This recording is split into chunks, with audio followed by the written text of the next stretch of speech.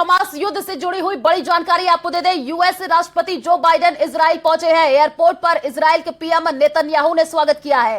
Gaza के अस्पताल पर हमले पर जो विवाद है वो अब लगातार बढ़ता जा रहा है और अस्पताल पर हमले में 500 लोगों की मौत हुई है। आपको बता दें कि हमले से 1 घंटे पहले चेतावनी मिलने का दावा किया जा रहा है और हमले से पहले इजराइल से चेतावनी मिलने का दावा है। जापान में फिलिस्तीन के राजदूत का यह बड़ा दावा है। तो देखिए, इजराइल ने अस्पताल पर हमला नहीं किया है। आईडीएफ की तरफ से यह कहा गया अस्पताल पर हमले की जांच अब की जाएगी। हमले के लिए इस्लामिक जिहाद जिम्मेदार है, ये आईडीएफ की तरफ से कहा गया और गाजा से आई जानकारी विश्वसनीय नहीं है, ये आईडीएफ की तरफ से कहा गया।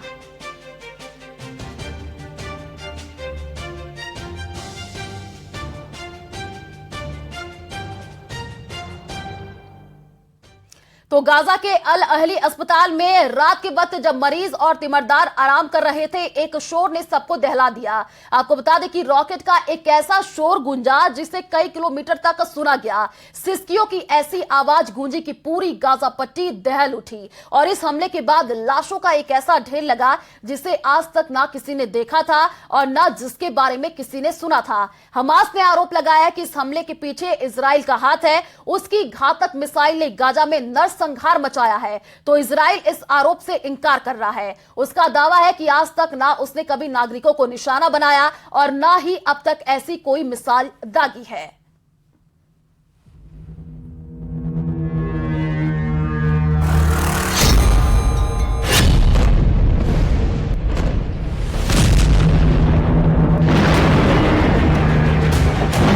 दुश्मन के किले में जब मिसाइल दस्तक देती है तो किसी का नाम और पता नहीं पूछती।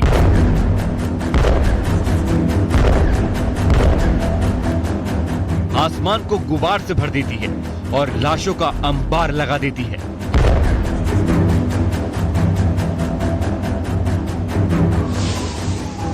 ऐसी तस्वीर देर रात गाजा में दिखी जब एक मिसाइल ने गाजा के अस्पताल में बर्बादी का इतिहास लिख दिया। फिलिस्तीन के स्वास्थ्य मंत्रालय ने दावा किया है कि गाजा के अल अहली अस्पताल पर मिसाइल से हमला किया। इस हमले में 500 से ज्यादा बेकसूर लोग मारे गए और सैकड़ों की हालत अब भी गंभीर बनी हुई है। इस हिमाकत को हमास ने नरसंहार बताया है और इसका इंतकाम बहुत जल्द लेने का दावा किया है। हमास ने साफ कर दिया है कि मौत का बदला अब हमास का एक एक योद्धा इजराइल में तबाही मचा कर लेगा। इजराइल की जमीन को गाजा की तरह खून से लथपथ कर देगा। इजराइल में इतनी मिसाइलें दागी जाएंगी कि इसकी गूंज अमेरिका तक सुनाई देगी। इससे न ब्रिटेन बचेगा, न जर्मनी और न ही फ्रांस। يتحمل مسؤوليتها الأمريكان الذين أعطوا الغطاء اللامحدود لهذا العدو ليرتكب هذه المجازر، هذه جرائم الحرب، هذه الإبادة الجماعية.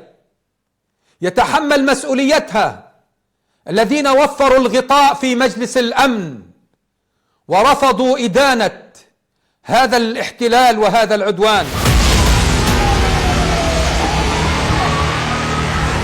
गाजा अस्पताल में विस्फोट के बाद फिलिस्तीनी राष्ट्रपति महमूद अब्बास ने अपनी जॉर्डन की यात्रा को रद्द कर दिया। उन्होंने फिलिस्तीनी अधिकारियों के साथ इमरजेंसी मीटिंग की और इस अटैक की निंदा की। जरा هذه الليلة فاجعة كبيرة ومجزرة حرب بشعة لا يمكن السكوت عنها أو أن نجعلها تمر دون حساب.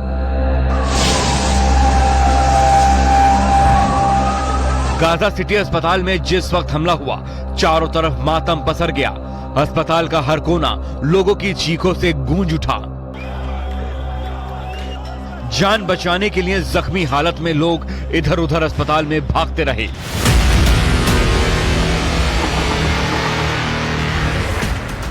जो अस्पताल से बाहर निकल गया वो बच गया, बाकी मौत की आगोश में सो गए। गाजा के अस्पताल में हुए इस नरसंहार को इजराइल स्वीकारने को तैयार नहीं है। उसने साफ कर दिया है कि ऐसी कोई भी मिसाइल को इजराइल ने अस्पताल को टारगेट करके नहीं दागा। טרם יש בידינו את כל הפרטים, אנחנו נבדוק. קשה לעמוד מיד, זו הייתה תקיפה שהייתה לפני זמן קצר, וכבר יש מספרים כאלה, לכן אנחנו נעמוד על הפרטים, נדע את העובדות בצורה מדויקת ונעדכן את הציבור. इजरायली सेना ने तो यहां तक कह दिया है कि युद्ध के दौरान ऐसे न जाने कितनी मिसाइल और रॉकेट दोनों तरफ से दागे जाते हैं जो फेल हो जाते हैं। तो कहीं ना कहीं तबाही मचाने के लिए इजरायल का अब तक ऐसा कोई भी रॉकेट फेल नहीं हुआ जो गाजा की तरफ दागा गया हो। गाजा के अंदर मची तबाही का कसूरवार हमास ही है, जिसके दागे मिसाइल ने वहां के अस्पताल में नरसंहार मचाया और 500 लोगों की मौत हो गई। כיוון שיש הרבה תקיפות של חיל האוויר ויש גם הרבה שיגורים כושלים ויש גם הרבה דיווחים כוזבים של חמאס, נכון שאנחנו נלמד את הפרטים וניתן לציבור את האמת. इजरायल और फिलिस्तीन के अधिकारियों ने एक दूसरे पर आरोप लगाए हैं। इस विस्फोट के बाद वेस्ट बैंक और मध्य पूर्व के आसपास विरोध प्रदर्शन शुरू हो गए हैं। दावा किया जा रहा है कि 2008 के बाद से जारी इस जंग के बीच ये अब तक का सबसे बड़ा हमला था, जिसमें एक साथ 500 लोगों की मौत के आंकड़े सामने आ रहे हैं। वर्चस्व के लिए युद्ध भले ही हमास और इजरायल में जारी हो, लेकिन संघर्ष की इस ज्वाला में दोनों ही मुल्कों के लोग पिस रहे हैं। सड़कें खून से लाल हैं और बर्बादी के अमिट निशान सरहद पर बनते जा रहे हैं।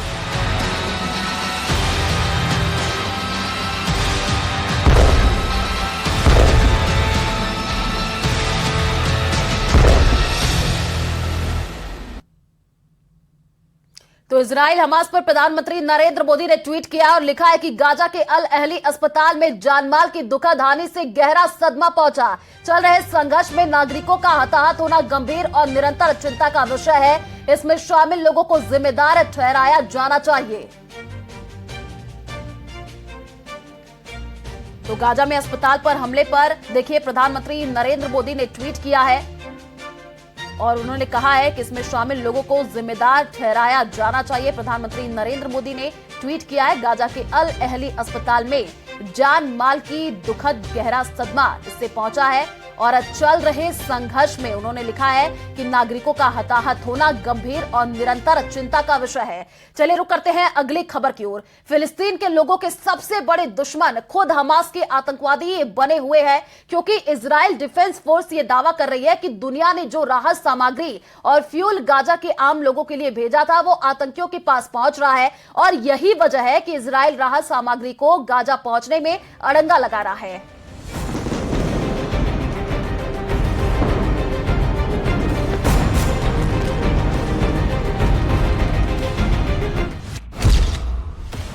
इजरायल ने रफा क्रॉसिंग पर 2 बार एयर स्ट्राइक की है और यह एयर स्ट्राइक भी उस वक्त की गई है जब इजिप्ट के एक मंत्री रफा क्रॉसिंग के पास मौजूद थे। दरअसल रफा क्रॉसिंग पर राहत सामग्री से भरे हुए करीब 100 ट्रक खड़े हुए हैं, लेकिन अब तक इस राहत को गाजा के अंदर भेजे जाने पर कोई सहमति ही नहीं बन पा रही है।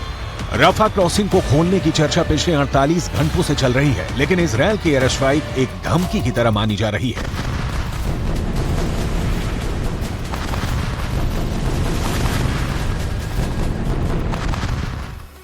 फिलिस्तीन न्यूज वेबसाइट ने यह समाचार छापा है कि गाजा के अंदर कई ऐसे मुस्लिम परिवार हैं जो कि दक्षिण गाजा नहीं जा रहे हैं और उत्तर गाजा पट्टी में ही मौत का सामना करने के लिए तैयार हैं। खान यूनुस के एक ऐसे ही परिवार को बमबारी झेलनी पड़ी है। इस परिवार के कई लोगों की मौत हो गई है। नमाज जनाजा पढ़ने के बाद इस हमले में मारे गए बच्चों को भी आखिरी अलविदा कह दिया गया।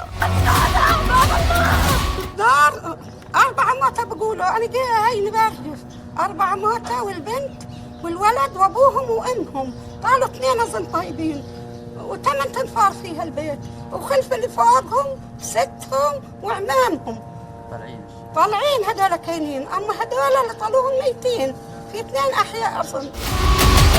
हालात ये है कि खान यूनुस कैंप पर रात भर जिस तरह की खतरनाक बमबारी इजरायल के विमानों ने की है, यहाँ की खान यूनुस अस्पताल में एम्बुलेंसों की लाइन लगी हुई है जिसमें घायलों को इलाज के लिए ले जाया गया है। अस्पतालों में भी इलाज कब तक होगा, क्योंकि यहाँ पर भी बिजली नहीं है और जनरेटर फ्रिज भी बंद होने की कगार पर है। पानी की कमी की वजह से अब यहाँ लोग खारा पानी पीने के लिए मजबूर हैं, जिससे और भी ज्यादा बीमारियां फैलने की आशंका जताई जा रही है।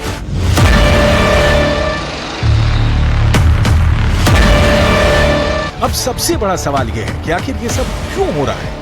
आखिर इस तबाही का जिम्मेदार कौन है? इजराइल पहले ही कह चुका है कि 7 अक्टूबर को हमास ने जो आतंकवादी हमला किया है उसके बाद से युद्ध शुरू हो चुका है और अब अगर कोई लाश गाजा में गिरती है या फिर इजराइल में गिरती है तो उसके लिए हमास ही जिम्मेदार माना जाएगा। इजराइल के एक आतंकवाद पीड़ित परिवार ने प्रेस कॉन्फ्रेंस करके बंधक बनाए गए लोगों को छोड़ने की मार्मिक अपील भी की है।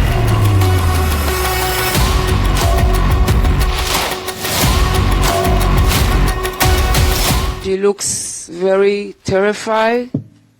She looks like she's in big pain. I can see that she's saying what they tell her to say, but I can see that she's stable. I can see she needs medical care. I don't know if she's dead or alive until yesterday. All I knew is that she's might be kidnapped. I'm begging the world to bring my baby back home. She only went to a party, to a festival party, to have some fun.